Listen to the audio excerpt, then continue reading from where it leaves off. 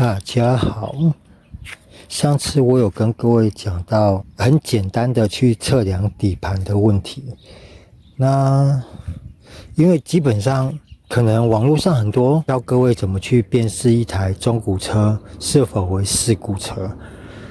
然后我看了很多人，我突然发现好像没有人讲过这个问题，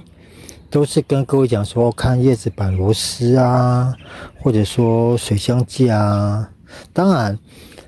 如果你们今天买的二手车是还蛮新的，又是高单价的，当然我们要求的一定会比较高一点。但是如果你是买那种有点类似代步车啊，价格很便宜的车的话，这个可能你没办法去要求说原车原漆啊，或者说一颗螺丝都没有动过，这个可能就有点太牵强了。我以一般的那种比较平价的代步车做举例好了。今天其实以车商来讲，如果撞到避震塔有溃缩的状况，那个都属于大撞车了。如果只是在梁头的话，梁头稍微的碰撞，这个真的有时候是难免的，因为台湾的交通跟停车状况，大家应该有在开车的都能了解啦。你就那车子停在那边，搞不好你要倒车一撞，你撞得大力一点，你的梁头也是稍微会去挤到。所以说没办法，这种平价的代步车没办法去要求这么多。那像什么原漆啊那些更难讲。所以像小钣金啊、小喷漆、钣烤那些东西都没办法去避免了。就算很多影片里面他们把车子撑起来看，他们也是都看大梁、车梁、车架，然后跟一些三脚架啊，然后那个后胆啊、前胆这些它的状况，却很少人会去讲到说，如果你们在没有办法把车子撑起来的状况下，如何很简单快速的去辨别一台车的底盘状况。那就是我拍的那个短片里面有讲到，最简单的方式就是用手指去测量。当然很多人说啊，手指测量又没有一个依据，问题是都是你自己的手，你用同一只手下去做测量，它的误差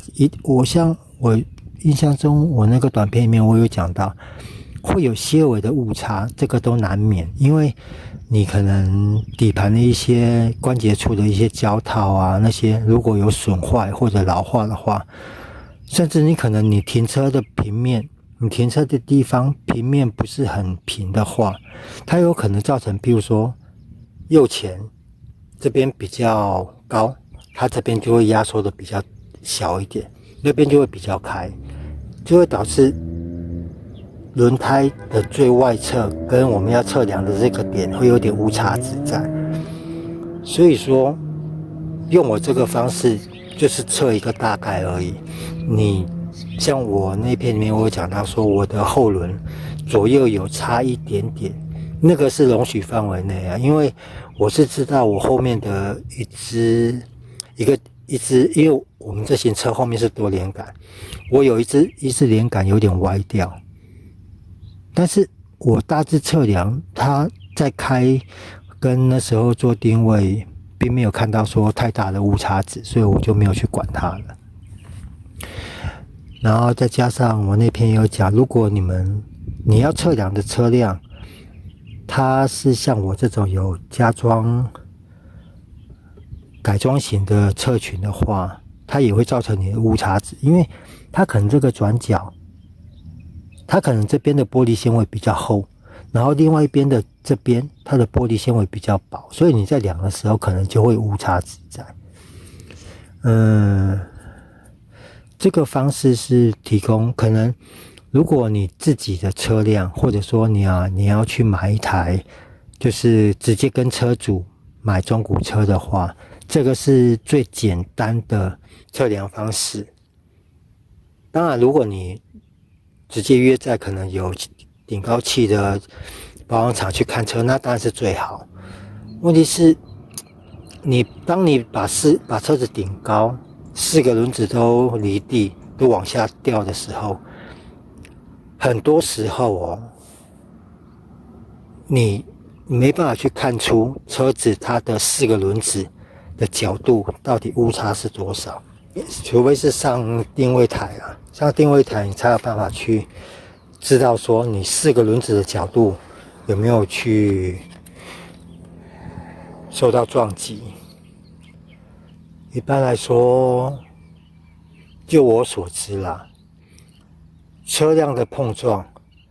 底盘是最难处理的东西，因为整台车最硬的地方，除了车饰以外，车壳，整台车台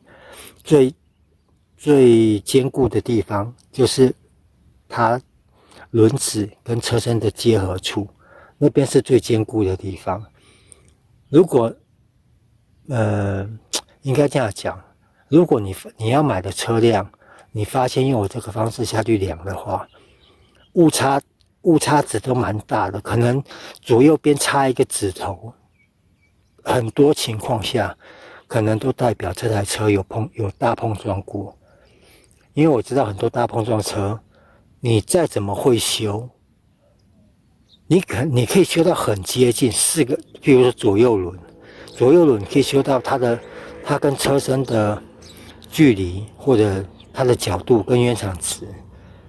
会很接近，但是还是会有误差值在。因为就像我刚刚讲的，底盘里面最坚固的地方就是轮子跟车身结合的地方，那个地方是最坚固的。所以如果你撞到，譬如说像我刚刚讲，我一开头讲的，如果撞到避震塔的话，它一定会造成轮子角度的偏差。譬如说你这样撞下去好了，你导致避震塔后移，或者比较往里面，或者从这边撞，造成避震塔往里面跑的话，虽然你拉得出来，但是你不可能跟原厂出来那种机器压模出来的那个角度一样，所以一定会有误差值在。那这个测量就是轮胎跟车身，车头在这边嘛，你要量前轮的话就是量后面，后轮的话就是量前面，就是轮子跟车身它的间隙，就是量这个间隙。这个是最快速可以知道这台车是否有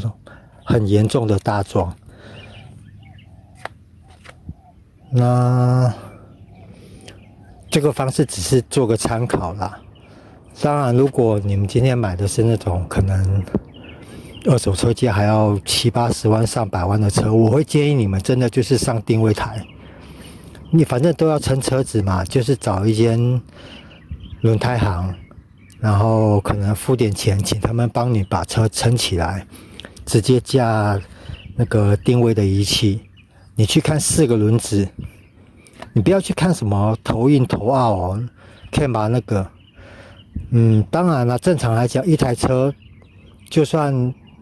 前车主他定位做好了就一直开，然后都没有再去做调整的话，一般来讲误差值也不会太大。当你们上定位台以后，如果发现一台车它的左右的角度误差值太大的话，这个这台车很有可能都是经过大碰撞，因为真的那个要扳回来很难扳。反而你像什么叶子板啊、车门那些可以换的，像这个水箱架，这个可以换的东西，这都很好处理，因为这个并不是很坚固。还是重申，